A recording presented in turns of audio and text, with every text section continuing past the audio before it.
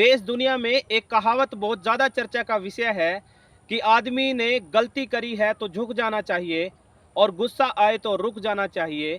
और साथ ही साथ ये भी कहा जा रहा है कि गलती यदि किसी ने कर दी तो उसको माफ़ कर देना चाहिए। यानी कि कहावत ये है कि माफ़ करने वाला हमेशा बड़ा होता है। लेकिन देखा ये भी गया है कि जब बात किसी लड़के की या आदमी की होती है तो तमाम तरीके की ये कहावतें उस पर लागू की जाती हैं। लेकिन साथ ही साथ जब बात किसी लड़की की या महिला की आती है तो इस तरीके की तमाम ये कहावतें ठंडे बस्ते में डाल दी जाती हैं। कहीं ना कहीं इस तरीके की जो कहावतें हैं उनको ठंडे बस्ते में रख दिया जाता है।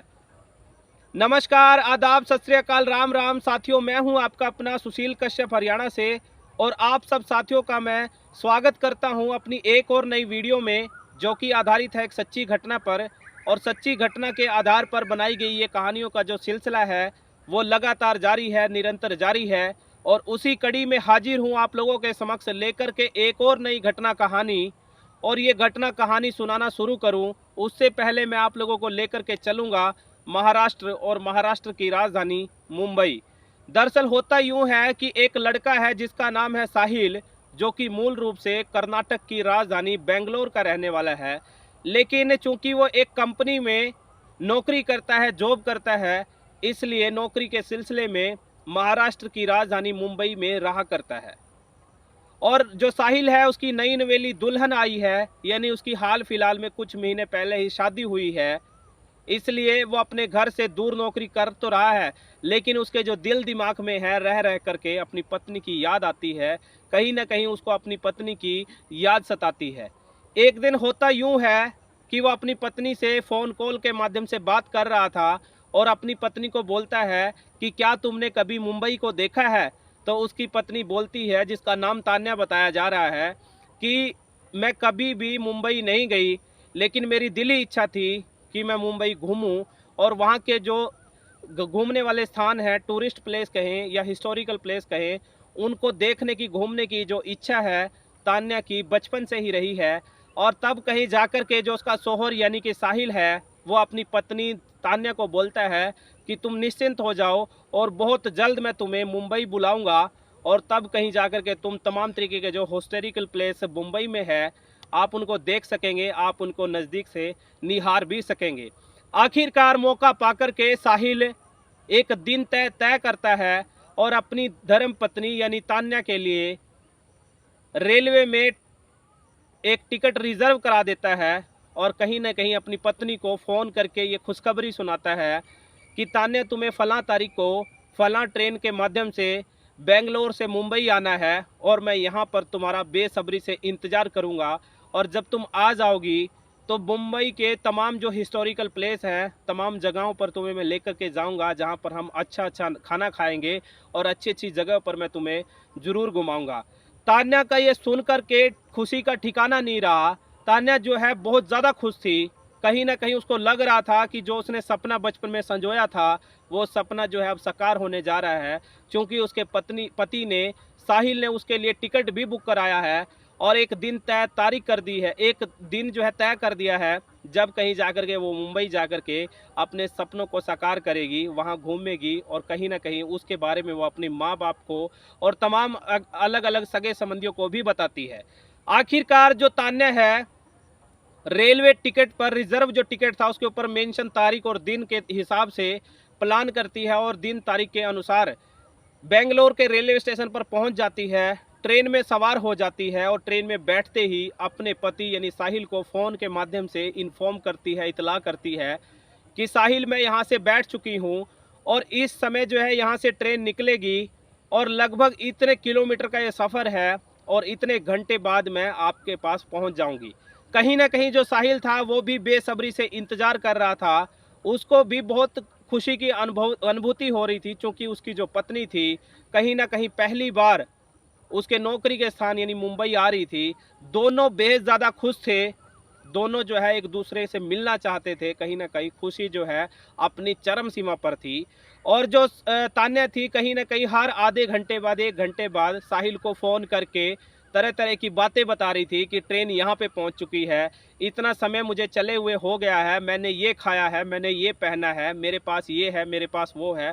तरह तरह की जो बातें हैं वो साहिल को बता रही थी और साहिल भी तरह तरह की बातें अपनी पत्नी यानी तान्या के साथ शेयर कर रहा था। उसी दौरान एक स्टेशन पर जो ट्रेन जाकर के रुकती है और साहिल की पत्नी तान्या जिस सीट पर बैठी थी, उसी सीट के बिल्कुल सामने वाली सीट पर दो अनजान व्यक्ति आकर के बैठ जाते हैं।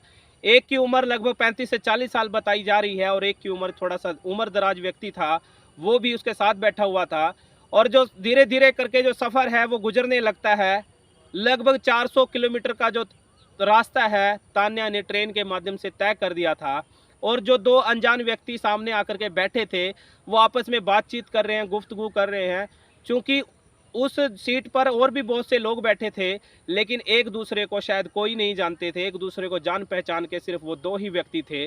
और उसी दौरान बार बार जो है तान्या उन लोगों को देख रही थी और बार बार वो जो दो व्यक्ति थे उस तान्या को निहार रहे थे।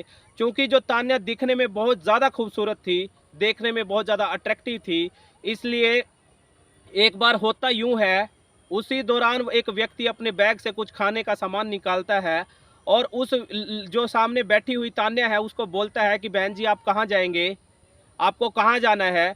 तो तान्या धीरे से बोलती है कि मुझे भाई साहब मुंबई जाना है, मेरे पति वहीं पर नौकरी करते हैं और मैं उनके पास जा रही हूँ। तो इस तरीके से बातचीत का जो सिलसिला है वो शुरू हो जाता है और तब कहीं जाकर के तान्या भी सवाल जवाब करने लगती है कि आप कहाँ जाएंगे, कहाँ रहते हैं, आपका नाम क्या है। धीरे धीरे करके बातचीत का जो सिलसिला शुरू होता है, तब कहीं जाकर के जो तान्या है अपने बैग से कुछ खाने का सामान निकालती है और उस व्यक्ति की ओर बढ़ा देती है कि लो भाई साहब आप भी खा लीजिए। इस तरीके से एक दोस्ती का रिश्ता तान्या और उन दो लोगों के बीच में बन जाता है। धीरे धीरे एक दूसरे की जान पहचान होने लगती है। लेकिन उसी दौरान एक आदमी चाय बेचने वाला आ जाता है और वो व्यक्ति जिसको दो चाय खरीदनी थी वो दो की बजाय तीन चाय खरीदता है। क्योंकि एक जो उनके साथ शख्स है वो तान्या भी है, इसलिए वो तीन चाय खरीदता है। और तान्या जो है बोलती है कि भाई साहब मैं चाय बहुत कम पीती हूँ, इसलिए मैं चाय नहीं लूँगी। लेकिन फिर भी जोर ज़बरदस्ती से ही सही वो व्यक्ति तान्या को बोलता है कि बहन जी अब तो चाय ले ली है और अब तो आप हमें जानने पहचानने लगे हैं, तो आपको ये चाय हमारी ज़रूर पीनी पड़ेगी। आखिरकार जब ज़ोर से वो बोलता है, दबाव देता है, तो तान्या वो चाय लेने को स्वीकार कर लेती है, पी लेती है।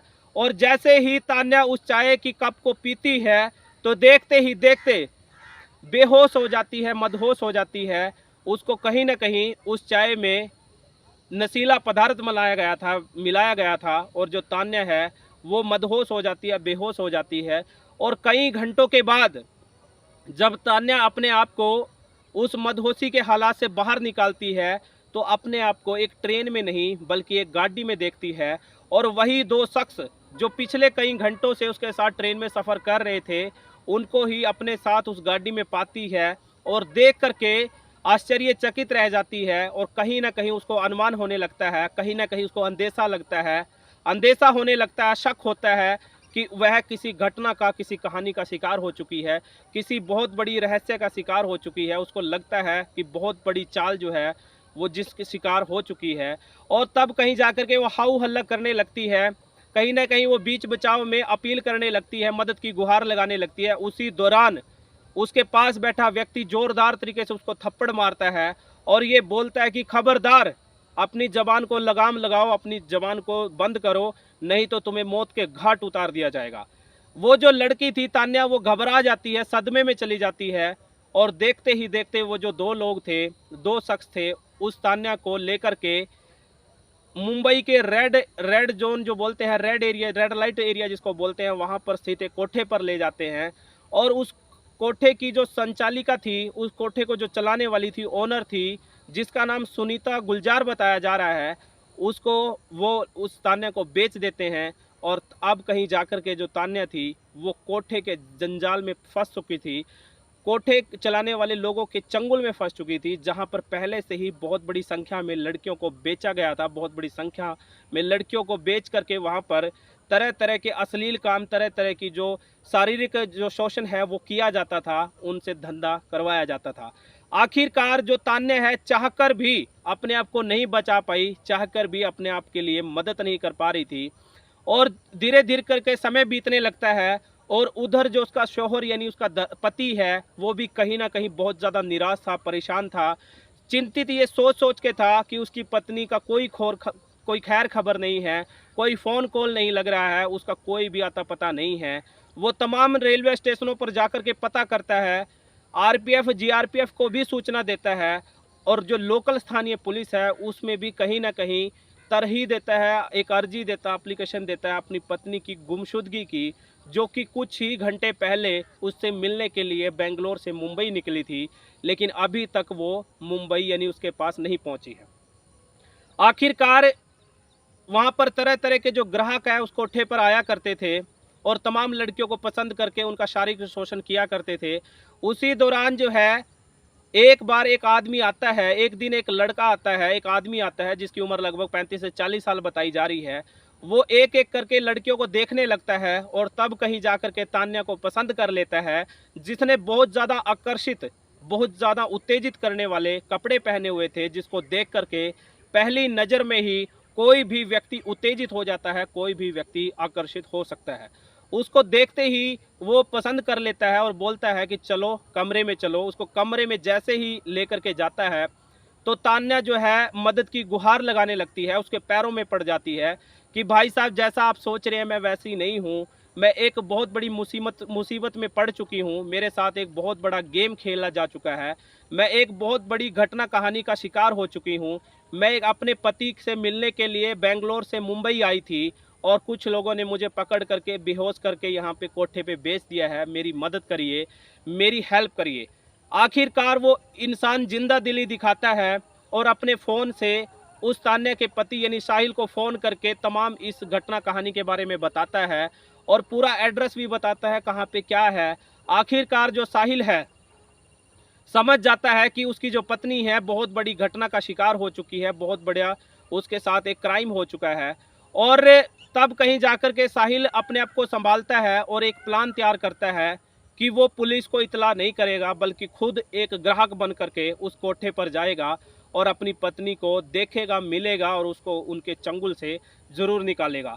आखिरकार वो जो साहिल था वो एक ग्राहक बन करके कोठे पर पहुंचता है, और कोठे की जो मालकिन थी सुनीता पुजारी उसको बोलता है कि बहन जी मुझे एक लड़की चाहिए, और वो जो उस कोठे की जो संचालिका थी एक एक करके लड़कियों को दिखाने लगती है।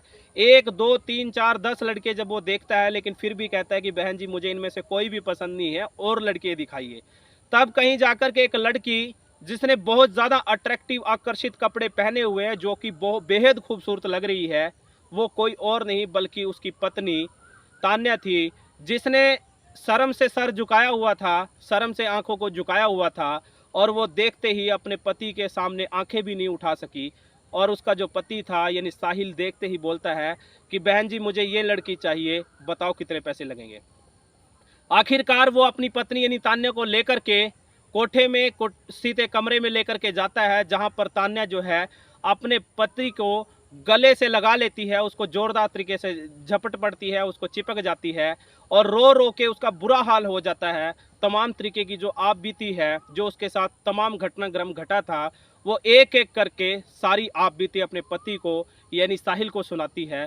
और साहिल जो है जिसको गुस्सा होना चाहिए था, जिसको उस समय भी बहुत ज़्यादा गुस्सा तान्या पे निकालना चाहिए था, वो गुस्सा न करके उसका ढांढस बढ़ाता है, हौसला बढ़ाता है, और उसको कहता है कि तुम टेंशन मत लो, तुम बेफिक्र हो जाओ, निश्चिंत हो जाओ, मैं तुम्हें ज़रूर इस जंजाल से, इस मुसीबत से निकालूंगा।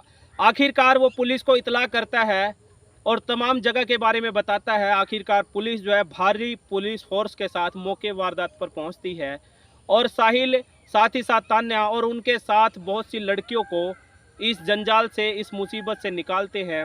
क्योंकि बहुत सारी लड़कियों को इसी तरीके से लोगों ने अपने जाल में फंसा करके उन कोठों पर बेचा था, जहां पर लगातार उनके साथ जाति की जा रही थी, लगातार उनसे शारीरिक शोषण किया जा रहा था, उनसे जोर ज़बरदस्ती आए दिन की जाती थी, और उनके माध्यम से बहुत सारा जो धन है, पैसा है, वो कोठे के मालिक, उनकी मालकिन संचालिका कमाया करती थी।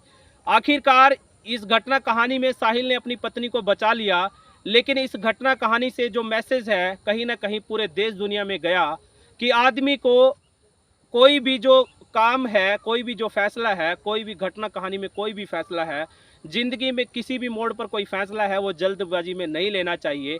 कई बार व्यक्ति जिसको हम गलत मान रहे हैं, हो सकता है वो गलत ना हो। हमें जो फैसला है बिल्कुल ठंडे दिमाग से सोच समझ के लेना चाहिए, क्योंकि किसी भी ज़िंदगी का सवाल जो है। तो साथियों, नमस्कार, आदाब, सत श्री अकाल, राम राम। ये थी हमारी आज की घटना कहानी। फिर हाजिर होऊंगा एक और नई घटना कहानी के साथ, जो कि आधारित होती है एक सच्ची घटना पर। और आपको ये भी बताता चलूँ कि इन कहानियों को बता करके, सुना करके हमारा मकसद कोई आप लोगों को परेशान करना नहीं है, आप लोगों को दिल दुखाना हमारा मकसद नहीं है।